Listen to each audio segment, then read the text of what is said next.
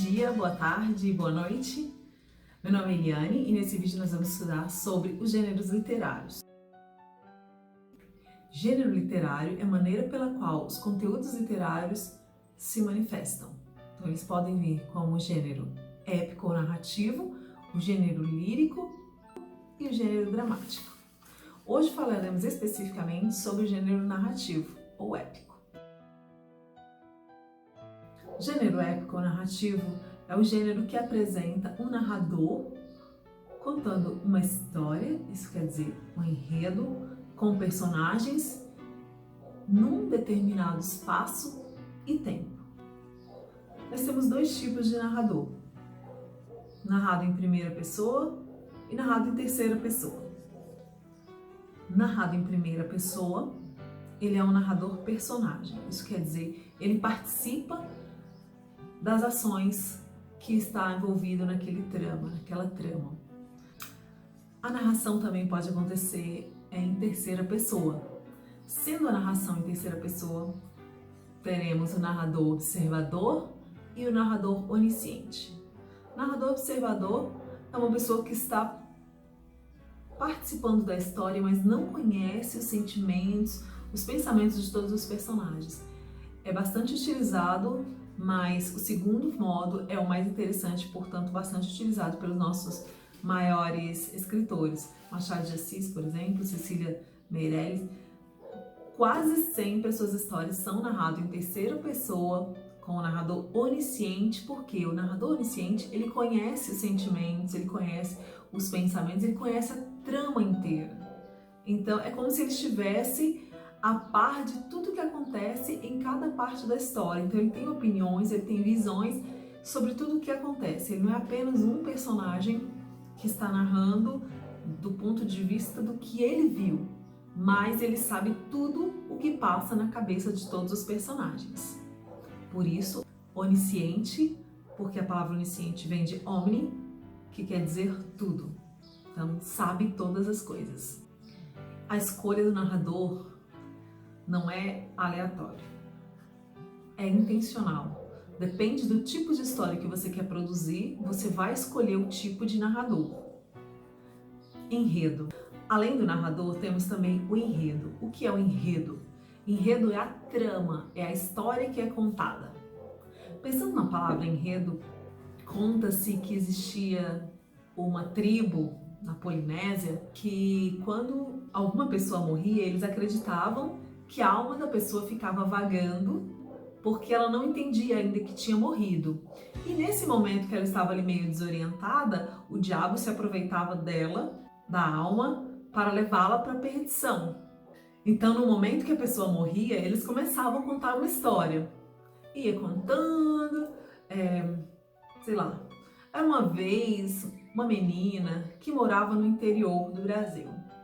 E aí um dia chegou um viajante. Quando a pessoa estava contando a história, de repente dava vontade de ir ao banheiro. Então uma outra pessoa continuava aquela história. Eles acreditavam que precisava contar essa história por 48 horas, porque a partir de 48 horas a alma já tinha entendido o que estava acontecendo e que ela só iria mesmo com o diabo se ela quisesse. Então eles ficavam contando aquela história toda, fazendo toda aquela narrativa para segurar a atenção do diabo, para que a alma tivesse tempo de se organizar psicologicamente e então decidir que ela não iria para a perdição. Daí, enredo, enredar, o que é? Uma trama, é uma coisa que te prende. A intenção da história era prender a atenção do diabo, para que ele deixasse a alma ter o tempo necessário para compreender o processo de morte. O enredo tem como partes principais uma apresentação, uma complicação, um clímax e um desfecho. O que seria a apresentação? É quando você toma conhecimento de quem são os personagens da história. Complicação é quando alguma situação da história sai do controle dos personagens. Ela é gradativa até que chegue um clímax, que seria o ponto mais crucial daquela história, onde resolve-se o problema, onde acontece o desfecho da história. Se é para o personagem morrer, ele vai morrer. Se é para eles se casarem, eles irão se casar, e esse é o desfecho. Além do narrador, do enredo, nós temos os personagens. Em relação aos personagens, nós temos dois tipos, os principais e os secundários. Os personagens principais vão ser o protagonista e o antagonista, e os secundários, os demais. Por que o personagem principal, os personagens principais seriam o protagonista e o antagonista? Porque não existe um sem o outro. Para que exista o protagonista, vai precisar do antagonista, porque senão a história não tem uma complicação. Toda complicação é baseada num obstáculo. A história vem acontecendo até que existe ali um obstáculo, alguma situação que precisa ser resolvida. Se ela precisa ser resolvida é porque existem dois lados. Por isso, o protagonista e o antagonista. Às vezes o protagonista ele tem como o antagonista o outro, às vezes uma situação e às vezes até si mesmo. É o que a gente chama de herói em crise. É quando ele tem uma crise consigo mesmo. Os personagens também podem ser não apenas seres humanos, mas pode ser objetos ou animais. As personagens também podem ter uma apresentação plana ou esférica. O que seria uma apresentação plana? É um personagem previsível. No começo da história, ele se mantém fiel ao seu estilo até o final. Já temos também as personagens esféricas. A personagem esférica ela vai se desenvolvendo ao longo da história. Então ela é imprevisível. Você cria na sua mente, você como leitor, cria na sua mente um determinado desfecho para a história, mas no meio da trama, aquele personagem tem uma transformação. Ele muda de pensamento, ele se torna uma outra pessoa. A personagem esférica ela é muito mais complexa, ela é muito menos previsível. Ela gera uma expectativa positiva em quem lê o texto, porque você vê ali uma possibilidade de uma apresentação de uma história diferente, surpreendente. Então, só lembrando, além do narrador, nós temos o enredo, nós temos os personagens e temos o tempo também. O tempo tem duas formas principais. Temos o tempo linear, que é o tempo cronológico, e temos também o tempo psicológico, que é um tipo de flashback. O que acontece? No tempo linear, a história ocorre de maneira linear.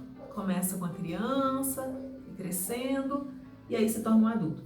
Ou ainda, começaram namorando, noivado, casamento. No caso do tempo psicológico, não. Ele pode começar adulto, depois volta quando era criança, e aí volta quando ele é adulto, e daqui a pouco fala de um período da adolescência dele. A gente tem como uma história muito conhecida de Machado de Assis, Memórias Póstumas de Brás Cubas, que ele começa a contar a história a partir da sua morte.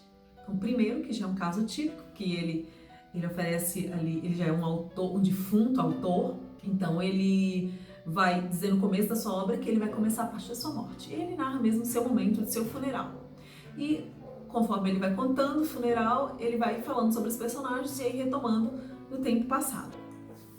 É importante lembrar que passar o tempo no texto narrativo é necessário, porque senão se torna apenas uma descrição. Então, você imaginar uma cena parada, sem ação, não é um texto narrativo, é uma descrição.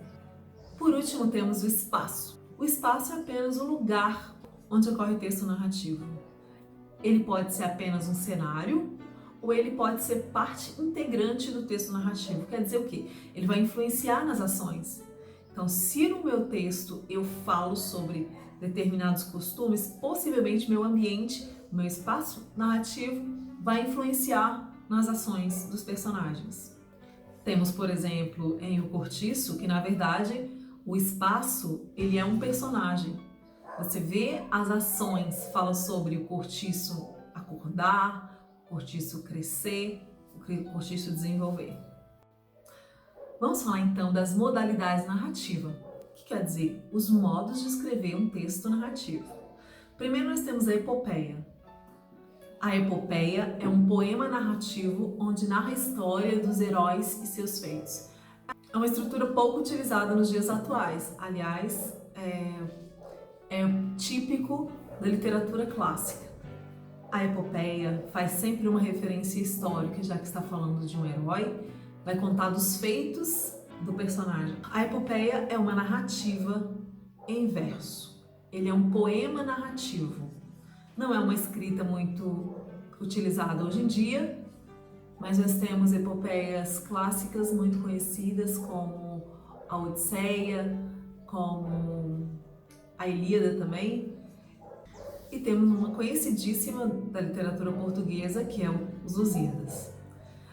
Além da epopeia, nós temos o romance. O romance é uma trama central, é uma história desenvolvida em torno de um personagem principal, às quais são agregadas personagens secundários que também vivem as suas pequenas tramas. E o fato de existir o personagem principal e os personagens secundários também vivendo suas tramas, seus próprios enredos dentro de uma história central, faz com que o romance seja uma narrativa bem longa. Olha só, romance não quer dizer história de amor necessariamente. Isso aí, essa relação que a gente leva para uma história de amor vai ser depois, no período do romantismo, que é o momento em que as histórias em prosas vão começar a ser bem desenvolvidas, bem mais desenvolvidas. E então as histórias de amor ganham essa ideia de que são romance. Mas romance não necessariamente é história de amor, tá bom? E o romance pode ser policial, pode ser um romance psicológico, romance histórico. Depende do conteúdo que vai ser desenvolvido naquele texto. Temos também a modalidade narrativa novela. A novela ela é um texto muito parecido com o romance, exceto pelo tamanho. Por quê? Também é uma trama em torno de um personagem principal, mas bem menos núcleos ou menos personagens secundários. E isso faz com que a narrativa seja mais curta. Eles se concentram muito mais na ação, porque no romance, além da ação, também tem aquela questão da construção das personagens, aquela análise toda psicológica que é feita até para dar volume ao texto. Na novela não, ela é um texto menor, com menos núcleos e muito mais ação. Temos também o conto, que é uma história curta, com pouca progressão, com poucos personagens, e ela seria a versão mais reduzida, vindo romance, novela, conto. Temos também a fábula, que tem a principal função de transmitir valores morais e éticos. Na fábula você pode ver animais personificados ou ainda objetos personificados. O que faz de diferente da fábula dos outros textos é que ele tem essa questão moralizante, essa questão de dar no final da história uma moral, de ensinar uma lição. Temos ainda a crônica, que a crônica é popularmente conhecida como um pequeno texto sobre alguma situação cotidiana, onde o escritor discorre sobre eles, imortalizando aquele tempo. Sim, mas não é só isso. A crônica é um texto com elementos narrativos e dissertativos, e elas podem aparecer ali a opinião do autor. Não estamos falando de personagens, estamos falando de autor. E esse texto pode provocar tanto humor como uma reflexão sobre a vida. Temos na nossa literatura os primeiros textos escritos sobre o Brasil. Pero Vaz de Caminha era um dos cronistas que vieram nas caravelas com Pedro Álvares Cabral, e ele escreveu textos sobre o Brasil.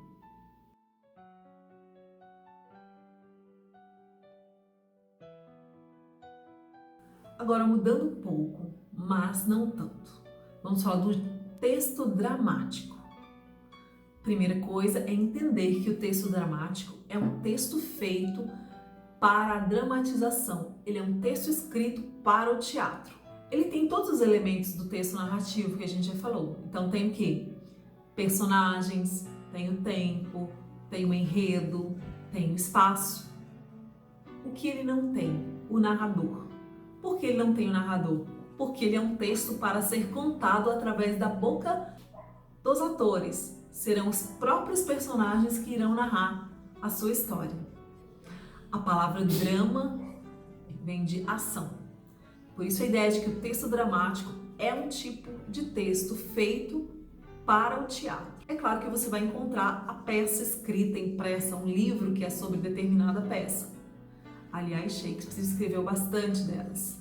Se o gênero narrativo, romance, ele poderia ser dividido em capítulos, no texto dramático eles serão divididos em atos. O texto dramático será a encenação de dramas envolvendo os vícios, as virtudes e as paixões humanas. Dentro do texto dramático, nós temos dois principais tipos, que são as comédias e as tragédias. Vou falar primeiro das tragédias.